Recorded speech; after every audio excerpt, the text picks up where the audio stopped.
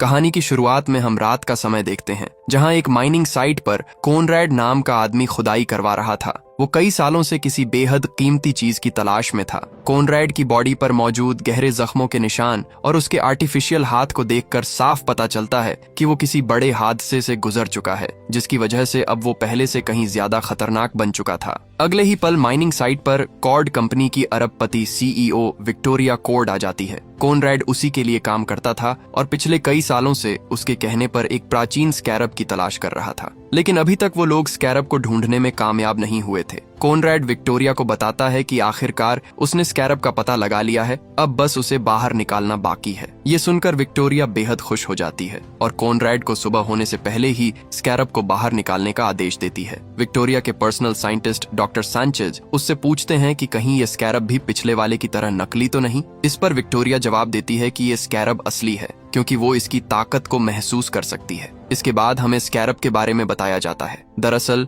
Scarab धरती का नहीं था, बल्कि ब्रह्मांड के किसी दूसरे ग्रह की एक एलियन टेक्नोलॉजी थी। ब्रह्मांड में भटकते हुए उसने कई ग्रहों को तबाह किया और फिर धरती पर आ पहुंचा। धरती पर यह स्कैरब मिस्र के प्राचीन राजाओं को मिला। उसकी टेक्नोलॉजी की मदद से उन्होंने विशाल पिरामिडों का निर्माण किया। समय के साथ स्कैरब अलग अलग लोगों के पास जाता रहा और उसने कई लोगों को अपनी सदी का सबसे ताकतवर और मशहूर इंसान बनने में मदद की। कुछ लोगों ने स्कैरब की ताकत का इस्तेमाल शहर से क्राइम खत्म करने और लोगों की मदद करने के लिए किया। ऐसे ही लोगों को दुनिया ब्लू बीटल के नाम से जानती थी। अगले सीन में हम हाइमे को पालमेरा सिटी के एयरपोर्ट पर देखते हैं। हाइमे कई सालों बाद अपनी लॉ की पढ़ाई पूरी करके वापस अपने शहर लौटा था। इसी वजह से उसके पेरेंट्स उसे लेने एयरपोर्ट आए हुए थे। काफी समय बाद अपने पेरेंट्स, ग्रैंड मदर और अपनी बहन मिलाग्रो से मिलकर हाइमे बेहद खुश हो जाता है। कुछ देर बाद उसके अंकल रूडी भी वहां पहुंच जाते हैं। इसके बाद सभी लोग रूडी की कार में बैठकर एक रेस्टोरेंट में डिनर करने चले जाते हैं। खाना खाने के दौरान हाइमे की बहन मिलाग्रो उसे बताती है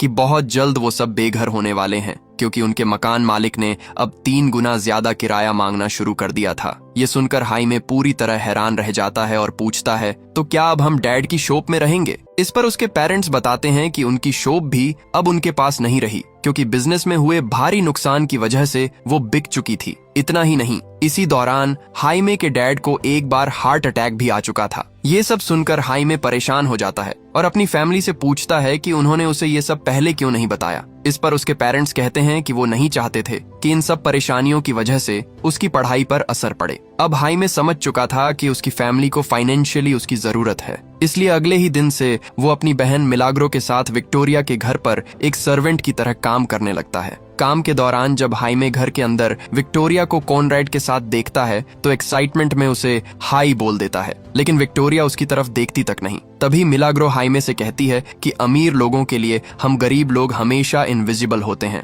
और यही हमारी सुपर पावर है। उधर जब विक्टोरिया अपने कमरे में पहुंचती है तो वहां उसे जेनी मिलती है। जेनी उसे एक वीडियो दिखाती है जिसमें कॉर्ड कंपनी ऐसे सुपर वेपन्स बनाने की तैयारी कर रही थी जो किसी आम इंसान की बॉडी से जुड़कर उसे इतना ताकतवर बना सकते थे कि वो अकेले ही 100 लोगों का मुकाबला कर सके। दरअसल जेनी के डैड और विक्टोरिया ने मिलकर कॉर्ड कंपनी की शुरुआत की थी, लेकिन उनके डैड की मौत के बाद जेनी कंपनी में विक्टोरिया की पार्टनर बन गई थी और वो बिल्कुल नहीं चाहती थी कि कंपनी ऐसे हथियार बनाए जिनकी वजह से लाखों लोगों की जान खतरे में पड़ जाए। इसके बाद जेनी विक्टोरिया से पूछती है कि जब इस प्रोजेक्ट को सालों पहले बंद कर दिया गया था तो अब उसे दोबारा शुरू क्यों किया जा रहा है। इस पर विक्टोरिया उसे समझाने की कोशिश करती है कि अगर वो एडवांस वेपन्स बनाएंगे तो उन्हें दूसरे देशों की मिलिट्री को बेचकर बहुत बड़ा फायदा हो सकता है। जब जेनी विक्टोरिया से पूछती है कि उसे आइलैंड पर माइनिंग के दौरान आखिर क्या मिला है, तो विक्टोरिया उसके सवाल का कोई जवाब नहीं देती और कोनरैड के साथ वहां से जाने लगती है। विक्टोरिया को जाता देखकर जेनी उससे कहती है कि वो इस प्रोजेक्ट को दोबारा शुरू नहीं कर सकती, क्योंकि इसे सालों पहले हमेशा के लिए बंद कर दिया गया था।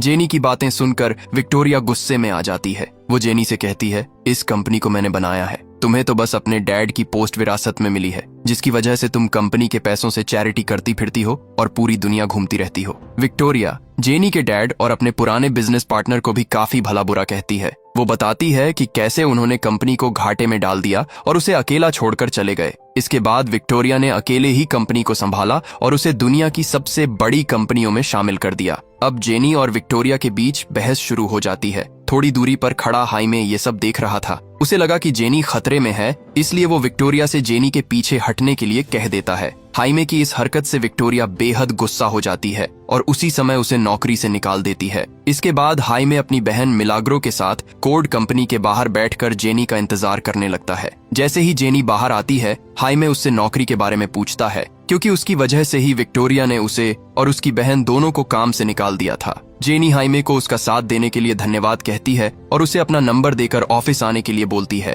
ताकि वो उसे नई नौकरी दिला सके। जेनी का नंबर मिलते ही हाइमे और उसकी बहन बेहद खुश हो जाते हैं, क्योंकि अब उन्हें उम्मीद थी कि जल्द ही उन्हें एक बेहतर नौकरी मिल जाएगी। उसी रात जब हाइमे को नींद नहीं आती तो वो अपने कमरे से बाहर निकल आता है। बाहर वो अपने डैड को अकेले बैठकर शराब पीते हुए देखता है। हाइमे अपने डैड से कहता है कि उसे बहुत बुरा लग रहा है कि वो अपनी फैमिली को सपोर्ट नहीं कर पा रहा। उसे ऐसा महसूस हो रहा था जैसे पढ़ाई पूरी करने के बाद भी वो अपनी जिंदगी में नाकाम हो गया हो। इस पर उसके डैड उसे समझाते हैं कि उसे फिक्र करने की जरूरत नहीं है, क्योंकि एक दिन सब कुछ पहले जैसा ठीक हो जाएगा। अगले दिन हाइमे जेनी से मिलने के लिए कॉर्ड कंपनी के हेडक्वार्टर पहुंच जाता है। उसे छोड़ने के लिए उसकी फैमिली और अंकल रूडी भी साथ आए थे। हाइमे अपने परिवार को घर वापस जाने के लिए कहता है और खुद बिल्डिंग के अंदर चला जाता है। वहाँ उसे बताया जाता है कि उसकी और जेनी की मीटिंग पहले से फिक्स नहीं थी, इसलिए उसे थोड़ी देर इंतजार करना होगा। दूसरी तरफ कंपनी के अंदर जेनी एक साइंटिस्ट का सूट पहनकर चोरी छिपे उस लैब की तरफ बढ़ रही थी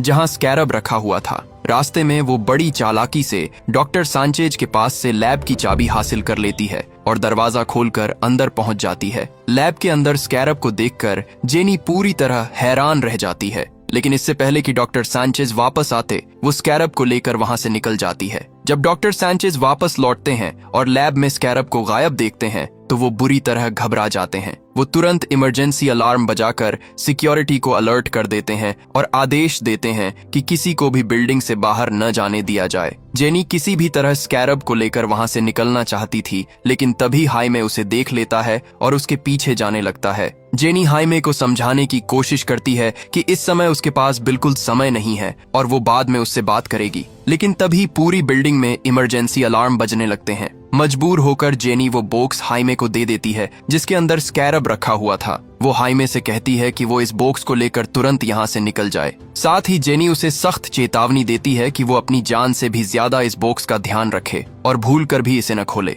जेनी की बात मानकर हाइमे स्कैरब को लेकर वहाँ से निकल जाता है।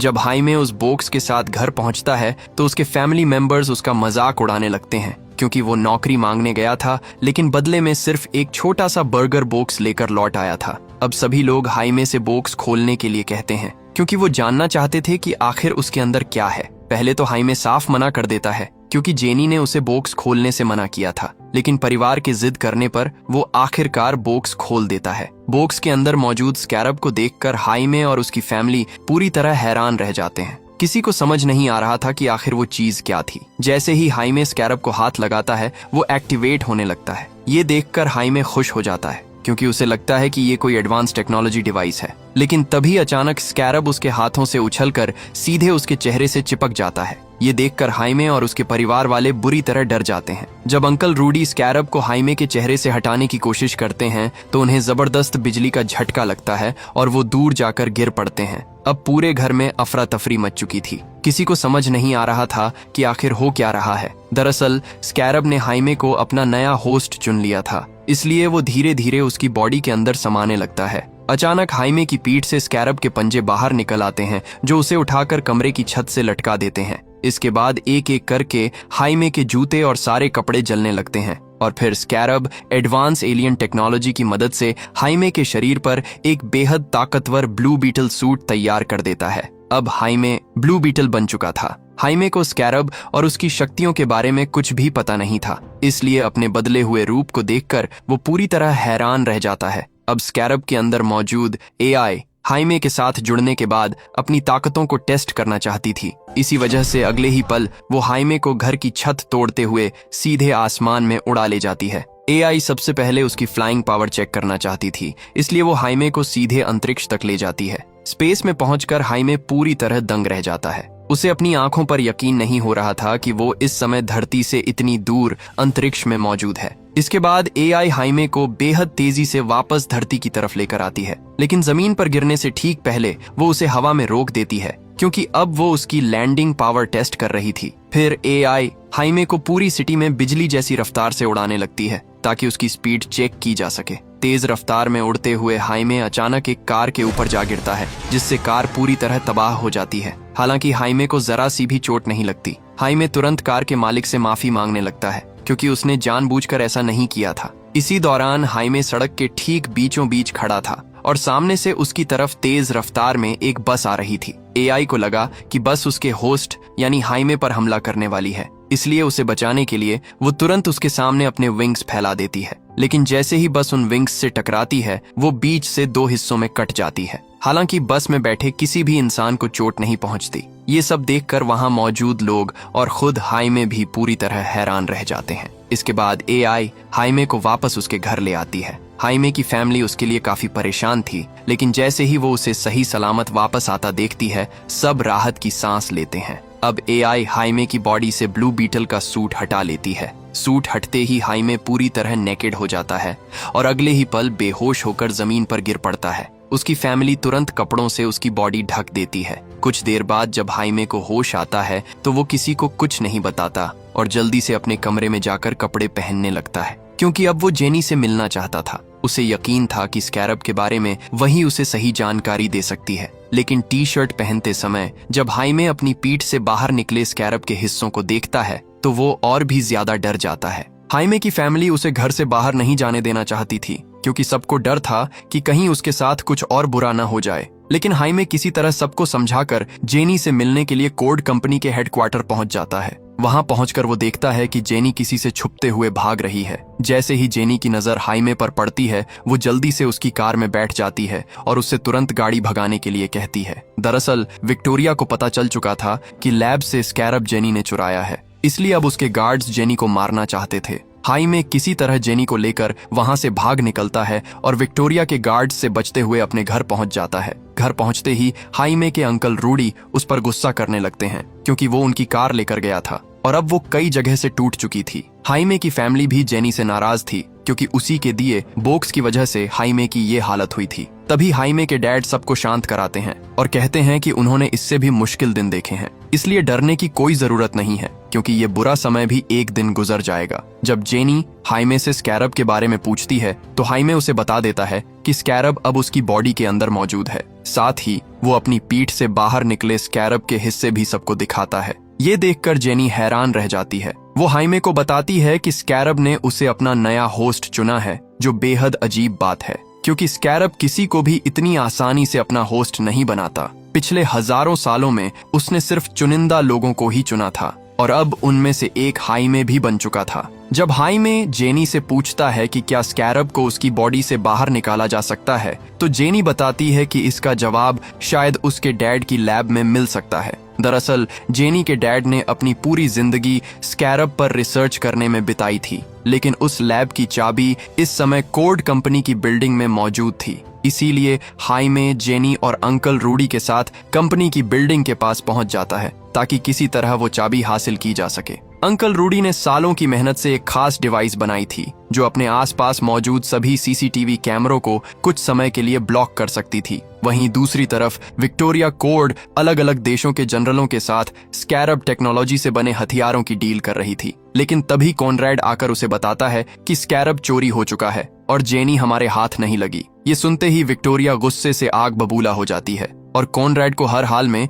जेनी को मारकर स्कैरब वापस लाने का आदेश देती है। अब अंकल रूडी अपनी बनाई हुई डिवाइस की मदद से कोड बिल्डिंग के सारे सीसीटीवी कैमरों को ब्लॉक कर देते हैं। इस मौके का फायदा उठाकर हाइमे और जेनी बिल्डिंग के अंदर घुसकर चाबी चुराने में कामयाब हो जाते हैं और वहां से निकलने लगते हैं। लेकिन इससे पहले कि वो दोनों बाहर निकल पाते, उनके सामने कॉनरैड आ जाता है। कॉनरैड गुस्से में सीधे हाइमे पर हमला कर देता है। जैसे ही वो हमला करता है, हाइमे के अंदर मौजूद स्कैरब की एआई एक्टिवेट हो जाती है और अगले ही पल ब्लू बीटल का सूट उसकी पूरी बॉडी को कवर कर लेता है। अब हाइमे बड़ी आसानी से कॉनरैड के वार को रोक देता है और पलटवार करते हुए उसे दूर फेंक देता है। लेकिन तभी कॉनरैड भी अपनी बॉडी में लगी टेक्नोलॉजी को एक्टिवेट कर देता है। देखते ही देखते उसकी बॉडी पर एक एडवांस टेक सूट तैयार हो जाता है, जो उसे पहले से कहीं ज्यादा ताकतवर बना देता है। इसके बाद हाइमे और कॉनरैड के बीच एक जबरदस्त लड़ाई शुरू हो जाती है। स्कैरब की ताकत की वजह से हाइमे कॉनरैड को आसानी से पीछे धकेल देता है, तभी एआई हाइमे से अपने एडवांस वेपन्स का इस्तेमाल करके कॉनरैड को खत्म करने के लिए कहती है, लेकिन हाइमे साफ मना कर देता है क्योंकि वो किसी की जान नहीं लेना चाहता था। इसी दौरान कॉनरैड देखता है कि रूडी और जेनी कार से उनकी तरफ आ रहे हैं, इसलिए वो तुरंत उन पर हमला कर देता है। हाइमे जेनी और रूडी को बचाने के लिए कॉनरैड को छोड़कर उनकी तरफ भागता है, लेकिन इसी वजह से कॉनरैड को दोबारा हमला करने का मौका मिल जाता है। इस बार वो हाइमे को बुरी तरह पीट देता है। हालांकि इससे पहले कि कॉनरैड उसे जान से मार पाता, रूडी और जेनी अपनी कार से उसे जोरदार टक्कर मार देते हैं। टक्कर लगते ही कॉनरैड दूर जाकर गिर पड़ता है और उसी मौके का फायदा उठाकर वो लोग हाइमे को कार में बैठाकर वहां से निकल जाते हैं। इसके बाद जेनी चाबी की मदद से लैब का दरवाजा खोलती है और फिर हाइमे और रूडी के साथ अपने डैड की सीक्रेट लैब के अंदर पहुंच जाती है। लैब के अंदर मौजूद एडवांस गैजेट्स और पुराने ब्लू बीटल सूट को देखकर उन सभी को पता चलता है कि जेनी के डैड ही पालमेरा सिटी के असली ब्लू बीटल थे। जेनी बताती है कि उसके डैड ने सालों तक स्कैरब पर रिसर्च की और उसे एक्टिवेट करने की कोशिश की, लेकिन जब वो स्कैरब को अनलॉक नहीं कर पाए तब उन्होंने अपनी एडवांस टेक्नोलॉजी की मदद से खुद का ब्लू बीटल सूट और कई गैजेट्स बनाए ताकि वो लोगों की मदद कर सकें। इसके बाद जेनी रूडी से कहती है कि उसके डैड के कंप्यूटर में जरूर ऐसा डेटा होगा जिससे पता चल सके कि स्कैरब किसी इंसान की बॉडी पर कैसे काम करता है या उसे बॉडी से बाहर कैसे निकाला जा सकता है। अब रूडी कंप्यूटर को अनलॉक करके सारी फाइल्स चेक करने लगता है। तभी उन्हें पता चलता है कि हाइमे से पहले स्कैरब ने जिस इंसान को अपना होस्ट चुना था, जेनी के डैड ने उस पर भी रिसर्च की थी। उस रिसर्च से उन्हें एक बेहद डरावनी बात पता चली थी। स्कैरब को उसके होस्ट की बॉडी से तब तक अलग नहीं किया जा सकता जब तक उस इंसान की मौत न हो जाए। ये सुनते ही हाइमे पूरी तरह टूट जाता है। वो अपनी पूरी जिंदगी किसी मशीन या एंड्रॉइड की तरह नहीं जीना चाहता था। गुस्से और डर में हाइमे लैब से बाहर चला जाता है। उसे समझाने के लिए अंकल रूडी भी उसके पीछे जाते हैं। रूडी हाइमे को बताते हैं कि कैसे उसके डैड ने अपनी पूरी जिंदगी फैमिली के लिए कुर्बान कर दी और हमेशा वही किया जिससे उनका परिवार खुश रह सके। वो हाइमे से कहते हैं कि उसे ये ताकत किसी वजह से मिली है। अगर वो अपनी शक्तियों का सही इस्तेमाल करे तो वो अपनी फैमिली की गरीबी दूर कर सकता है और सबको एक बेहतर जिंदगी दे सकता है। अंकल रूडी की बातें सुनकर हाइमे को एहसास होता है कि शायद यही उसकी किस्मत है। अब वो स्कैरब की ताकत के साथ जीने का फैसला कर लेता है क्योंकि उसे समझ आ चुका था कि इन शक्तियों की मदद से वो अपने परिवार की जिंदगी बदल सकता है। तभी वो लोग आसमान में एक हेलीकॉप्टर को हाइमे के घर की तरफ जाते हुए देखते हैं। जेनी तुरंत उस हेलीकॉप्टर को पहचान जाती है। वो विक्टोरिया का हेलीकॉप्टर था, यानी विक्टोरिया के गार्ड्स स्कैरब हासिल करने के लिए हाइमे के घर पहुंचने वाले थे। अपने परिवार को खतरे में देखकर हाइमे तुरंत ब्लू बीटल में ट्रांसफॉर्म हो जाता है और उन्हें बचाने के लिए निकल पड़ता है। उधर विक्टोरिया के गार्ड्स हाइमे के घर को चारों तरफ से घेर लेते हैं। वो उसके फैमिली मेंबर्स को घर से बाहर निकालकर बंदूक की नोक पर हाइमे के बारे में पूछताछ करने लगते हैं। इस समय हाइमे के पेरेंट्स पूरी तरह डरे हुए थे, लेकिन इससे पहले कि गार्ड्स उन्हें नुकसान पहुंचाते, वहां ब्लू बीटल बन चुका हाइमे पहुंच जाता है और गार्ड्स पर हमला करके अपने परिवार को बचा लेता है। अब विक्टोरिया के गार्ड्स हाइमे पर गोलियां चलाना शुरू कर देते हैं, लेकिन ब्लू बीटल का सूट पूरी तरह बुलेट प्रूफ था, इसीलिए हाइमे को कुछ नहीं होता। इसके बाद जब गार्ड्स उसके परिवार पर हमला करने की कोशिश करते हैं तो हाइमे अपने विंग्स की मदद से सबको बचा लेता है। स्कैरब की एआई लगातार हाइमे से कह रही थी कि वो अपने घातक हथियारों का इस्तेमाल करके सभी गार्ड्स को मार डाले, लेकिन हाइमे फिर से ऐसा करने से मना कर देता है। वो सिर्फ ऐसे हथियारों का इस्तेमाल करता है जिनसे गार्ड्स घायल हों लेकिन उनकी जान न जाए। विक्टोरिया कोड हेलीकॉप्टर में बैठकर ऊपर से ये सब देख रही थी। वो तुरंत कॉनरैड को अपने खतरनाक हथियारों से हाइमे पर हमला करने का आदेश देती है। स्कैरब की एआई हाइमे को पहले ही चेतावनी दे देती है कि उस पर हमला होने वाला है, इसलिए हाइमे भी कॉनरैड का सामना करने के लिए तैयार हो जाता है।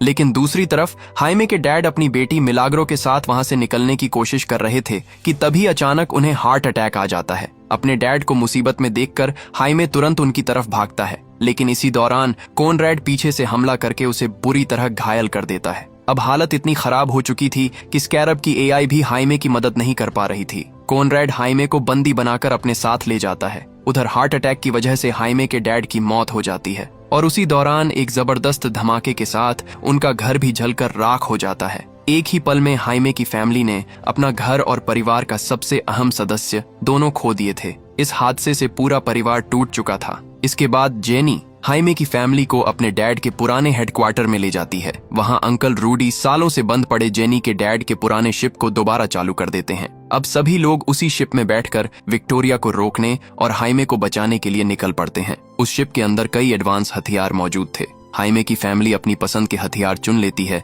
ताकि वो विक्टोरिया के गार्ड्स का मुकाबला कर सकें। इसके बाद वो लोग प्लान बनाते हैं कि जिस किले में हाइमे को कैद रखा गया है वहां टनल के रास्ते मेन पावर सप्लाई तक पहुंचकर बिजली काट दी जाए ताकि अंधेरे का फायदा उठाकर वो हाइमे को बचा सकें। दूसरी तरफ जब हाइमे को होश आता है तो वो खुद को एक बड़ी इलेक्ट्रिक मशीन से बंधा हुआ पाता है। दरअसल विक्टोरिया ने अपने साइंटिस्ट्स को आदेश दिया था कि वो हाइमे की बॉडी से स्कैरब की ताकत निकालकर कॉनरैड के अंदर ट्रांसफर कर दें। उधर जेनी और हाइमे की फैमिली विक्टोरिया के गार्ड्स पर हमला कर देती है। रूडी अपनी चालाकी और एडवांस टेक्नोलॉजी की मदद से कई गार्ड्स को आसानी से खत्म कर देता है। इसके बाद वो सभी लोग टनल के रास्ते इलेक्ट्रिक पावर सप्लाई की तरफ बढ़ने लगते हैं। वहीं दूसरी तरफ विक्टोरिया के आदेश पर साइंटिस्ट्स हाइमे की शक्तियों को कॉनरैड के अंदर ट्रांसफर करना शुरू कर देते हैं। जब जेनी और मिलाग्रो गार्ड से बचते हुए पावर सप्लाई रूम तक पहुंचती हैं, तो वो देखकर दंग रह जाती हैं कि विक्टोरिया ने वहां एडवांस मशीनों का पूरा नेटवर्क तैयार कर रखा था।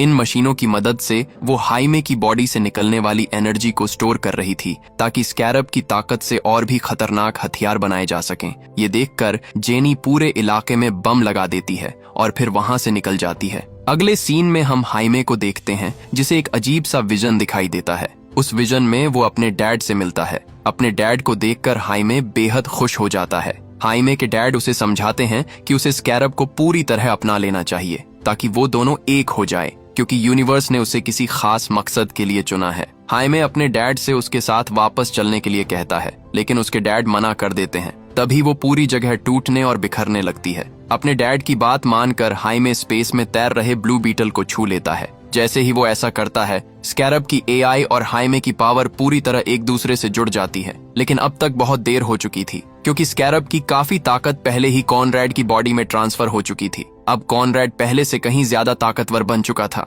और चारों तरफ तबाही मचाना शुरू कर देता है। उधर जेनी के लगाए हुए बम फट जाते हैं, जिससे लैब की पूरी पावर सप्लाई बंद हो जाती है। इस मौके का फायदा उठाकर हाइमे खुद को मशीन से आजाद कर लेता है, लेकिन इससे पहले कि कॉनरैड उसे मार पाता, विक्टोरिया का पर्सनल साइंटिस्ट लैब का दरवाजा खोल देता है और हाइमे को बाहर निकलने में मदद करता है। वो हाइमे से कहता है कि उसकी फैमिली यहीं मौजूद है और उसे तुरंत जाकर उन्हें बचाना चाहिए। साइंटिस्ट ऐसा इसलिए करता है क्योंकि अब उसे एहसास हो चुका था कि वो इतने समय से विक्टोरिया का साथ देकर गलत कर रहा था। अपनी फैमिली के वहां होने की बात सुनते ही हाइमे उन्हें बचाने के लिए निकल पड़ता है। उधर कॉनरैड गुस्से में उस साइंटिस्ट को बेहद बेरहमी से मार डालता है और फिर हाइमे का पीछा करने निकल जाता है। कुछ ही देर में कॉनरैड हाइमे तक पहुंच जाता है, लेकिन मरने से पहले हाइमे किसी तरह उससे बचकर भाग निकलता है। भागते भागते वो एक लोहे के विशाल दरवाजे तक पहुंच जाता है, जिसके आगे जाना लगभग नामुमकिन था। उधर विक्टोरिया के गार्ड्स लगातार उसकी तरफ बढ़ते जा रहे थे।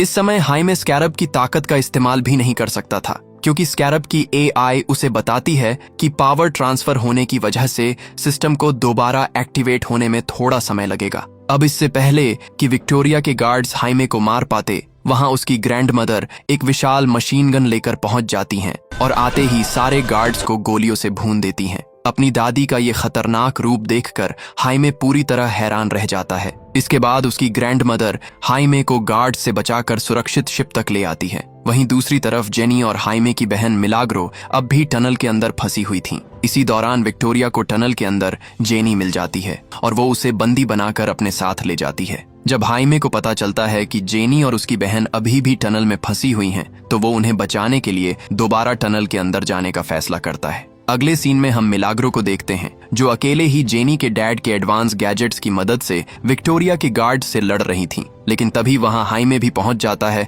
और गार्ड्स को बुरी तरह हराना शुरू कर देता है। अपनी बहन को सही सलामत देखकर हाइमे बेहद खुश हो जाता है, लेकिन तभी वहां कॉनरैड आ जाता है और सीधे हाइमे पर हमला कर देता है। अब दोनों के बीच एक बेहद खतरनाक लड़ाई शुरू हो जाती है। दूसरी तरफ विक्टोरिया कोड हेलीकॉप्टर में बैठकर जेनी को बंदी बनाए हुए थी और ऊपर से हाइमे और कॉनरैड की लड़ाई देख रही थी। इसी दौरान जेनी मौका देखकर अपने डैड के बबलगम वेपन का इस्तेमाल करती है, जिससे हेलीकॉप्टर क्रैश हो जाता है। क्रैश में पायलट की मौत हो जाती है, लेकिन विक्टोरिया और जेनी दोनों बबलगम के विशाल झाग की वजह से बच जाते हैं। उधर हाइमे और कॉनरैड की लड़ाई में कॉनरैड लगातार भारी पड़ रहा था, क्योंकि स्कैरब की पावर हासिल करने के बाद वो पहले से कहीं ज्यादा ताकतवर बन चुका था। हाइमे पूरी बहादुरी से लड़ता है, लेकिन वो ज्यादा देर तक कॉनरैड का सामना नहीं कर पाता। अब जैसे ही कॉनरैड हाइमे को मारने वाला होता है, तभी अंकल रूडी उस पर पत्थरों से हमला करना शुरू कर देते हैं। इस वजह से कॉनरैड हाइमे को छोड़कर रूडी पर हमला करने लगता है। हाइमे को लगता है कि कॉनरैड ने उसके अंकल को मार दिया है। ये देखकर वो गुस्से में अपना पूरा पावर इस्तेमाल करते हुए कॉनरैड पर हमला कर देता है और उसे बुरी तरह घायल कर देता है। अब हाइमे कॉनरैड को खत्म करना चाहता था, लेकिन तभी स्कैरब की एआई उसे रोक देती है। दरअसल एनर्जी ट्रांसफर के दौरान एआई ने कॉनरैड की यादों को पढ़ लिया था। उसे पता चलता है कि कॉनरैड ने बचपन से ही बहुत दर्द सहा था। एक युद्ध में वो बुरी तरह घायल हो गया था, जिसकी वजह से उसके कई बॉडी पार्ट्स काटने पड़े। इसके बाद विक्टोरिया ने उसकी यादें मिटाकर उसे अपने फायदे के लिए इस्तेमाल करना शुरू कर दिया। कॉनरैड की सच्चाई जानने के बाद हाइमे उसे मारने का फैसला बदल देता है। अब धीरे धीरे कॉनरैड की पुरानी यादें वापस आने लगती हैं। उसे ऐसा महसूस होता है जैसे उसकी माँ उसे पुकार रही हो। इसी वजह से वो सीधे विक्टोरिया के पास जाता है और खुद को ब्लास्ट कर देता है। उस धमाके में कॉनरैड के साथ साथ विक्टोरिया भी मारी जाती है। कॉनरैड के ब्लास्ट से वहां किसी न्यूक्लियर धमाके जैसी तबाही मच जाती है, लेकिन हाइमे जेनी के डैड के शिप की मदद से अपने पूरे परिवार और जेनी के साथ वहां से सुरक्षित निकलने में कामयाब हो जाता है। बाद में पता चलता है कि अंकल रूडी भी कॉनरैड के हमले से बच गए थे। उन्हें जिंदा देखकर हाइमे बेहद खुश हो जाता है। अगले सीन में हमें पता चलता है कि विक्टोरिया की मौत के बाद अब पूरी कोड कंपनी की मालिक सिर्फ जेनी रह गई है। वहीं दूसरी तरफ हाइमे का घर जलने के बाद उनके पड़ोसी उनकी मदद के लिए आगे आते हैं। अपने आसपास के लोगों का प्यार और साथ देखकर हाइमे और उसकी फैमिली काफी भावुक हो जाती है। कुछ समय बाद जेनी भी हाइमे से मिलने वहां पहुंचती है। दरअसल अब दोनों एक दूसरे को पसंद करने लगे थे। जेनी फैसला करती है कि वो हाइमे और उसकी फैमिली की आर्थिक मदद करेगी, ताकि वो फिर से अपनी जिंदगी शुरू कर सकें। और इसी के साथ ब्लू बीटल की कहानी यहीं खत्म हो जाती है।